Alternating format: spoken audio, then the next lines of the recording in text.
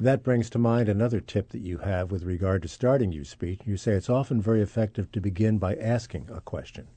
Oh, yeah, yeah. So how many people have ever been tested for prostate cancer and look for hands or whatever Well, it depends on what. Well, that's true. You want to have a group of guys. Presumably, you're talking about prostate cancer when you Yeah. fire that question at Good, them, right? yeah. Good point. But here's another point. If you raise your hand, whatever the question is, more hands will go up. Mm-hmm. So if you want to have a reaction, yeah, asking a question is a great one. So body language on the part of the speaker is also very important. Oh, there's two parts to a speech, content and delivery. Delivery trumps content. And on the delivery side, there's verbal and nonverbal. Nonverbal trumps verbal all the time. So we're on radio, but if I would say, Don, I really enjoy being here, and I'm looking at my watch and fidgeting, my body language says it. Everything has to be in sync. Your body language. Turn off TV sometimes and watch the body language. It's fascinating. Yeah, that is a fascinating aspect of it. And you point out in the book that don't be afraid to use the smile. Oh, a smile is universal. I call it a non-physical hug because when you give one, you get one right back. So smile is great. Yeah. Well, let's go over some more, Fred, of those do's and don'ts. There are a lot of people out there, I'm sure, who fall into the category that we've talked about. They're fearful. Let's talk about the don'ts. What you absolutely mustn't do. You don't want to wing it. You definitely don't want to get up and say, I'm really nervous. I haven't practiced this. I'm not prepared. They'll be looking for it. You want to be prepared. I mean, that's the biggest thing is to practice for it. You want to test all of your props. You want to test your slides. You want to have a backup plan. You also want to make sure that you are up on your subject because there's a certain amount of confidence in your competence that will come through. Mm-hmm. All right. Do's? Do's. Study your material. Practice, practice, practice. The bottom line of what you want to do, you want the audience to get it. You have to do three things. You have to educate, entertain, and explain. So if I'm speaking to an audience, I want them to go out of the room knowing more than they did coming in. I need to entertain. We like to be entertained. So if I'm entertaining you, I've got your attention, and that increases the odds you're going to get it. And I need to explain it. Explain it simply enough that you understand it the first time, that you're not scratching your head. And that goes to a don't. Don't use buzzwords or acronyms or lingo that only you and a small group is familiar with. You won't impress people. You will lose them. So talk in simple language, just like your slides. Make them clean and simple. How about knowing when to stop? Well, you have to keep your eye on the clock, that's for sure. I mean, if you're scheduled for a certain period of time, you've got to respect the previous speaker, the people who are going to follow you.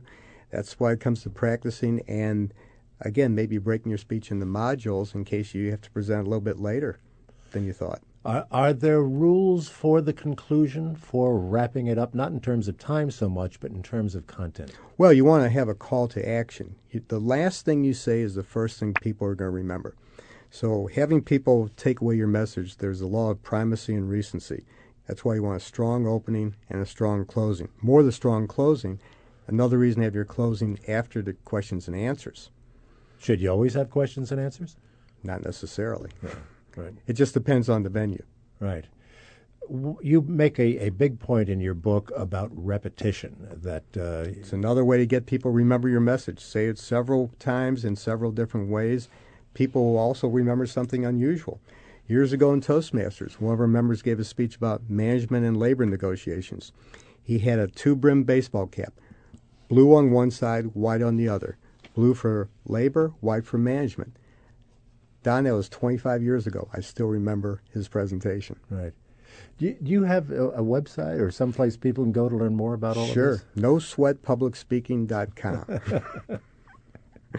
What do you do about the NoSweatPublicSpeaking.com? I think we'll put that on our website and Great. Have that kind of link. What about the nerves? I mean, sometimes with all the things you've said, with all the preparation, with all the practice, and all the things that you've mentioned, most speakers early on certainly going to be nervous. How do you overcome that? What are some of the tricks to deal with that? Well, there's deep breathing exercises. I mean, just think about it. When you sigh, you feel better. I mean, you're ticked off or something upsets you, you sigh. So deep breathing exercises are kind of a formulated sighing. You want to do meditation, practice in your mind's eye. And if meditation doesn't work, maybe medication, because there are beta blockers, prescribed medication that can take that edge off. And it's basically the more you do it, the better you get at it. Yeah. You know, Fred, don't misunderstand me, but there are a lot of things to remember. And I'm concerned that in a discussion like this, that we're making people even more fearful than they were before we started. Well, I don't mean to do that. I mean, if you're talking about medication necessary to pull it off, that's that could frighten people even more. Well, some people take that. I would say the majority don't. But the bottom line is to do it. The worst speech you'll ever give will be far better than the one you never give. And it's kind of like swimming. Dive into the deep end and do it. It's not as bad as you think. Yeah. What's the best example you can give us from Toastmasters of the worst of the speech and the best? Well, I think one of the worst might have been the guy who got rid of the butterflies. He lost all of his pizzazz, and he just didn't have the oomph in his presentations that he had had many other times. The best, there's just a lot of good speakers, and sometimes if you combine using props, and prop could be using a PowerPoint, but the props give a visual, or sometimes with props, don't use a real prop, but a mind picture. Picture this in their mind's eye. So different speakers, different things. It's the presentation, it's having the structure of it, and a call to action. You said a couple of moments ago, never wing it.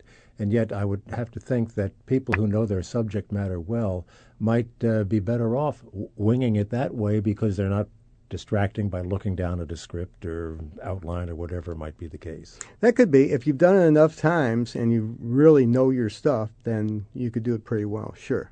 Everybody's not at that point, though. All right. Well, not everybody is.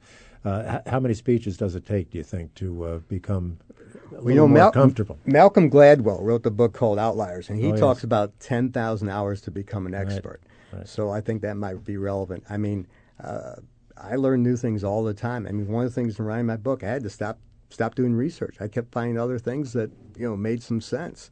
So I think we're always learning things. The technology is changing. Now I know you've scared people to death. You're saying they need 10,000 hours to prepare for that. No. You're not. I know. I understand that. Well, there's a lot of great advice in the book, and it's very well done. Fred Miller, thank you so much. Again, the book is No Sweat Public Speaking, How to Develop, Practice, and Deliver a Knock Your Socks Off presentation with no sweat. We hope we've helped some people. Thank you so much. Thank you, Don. All right.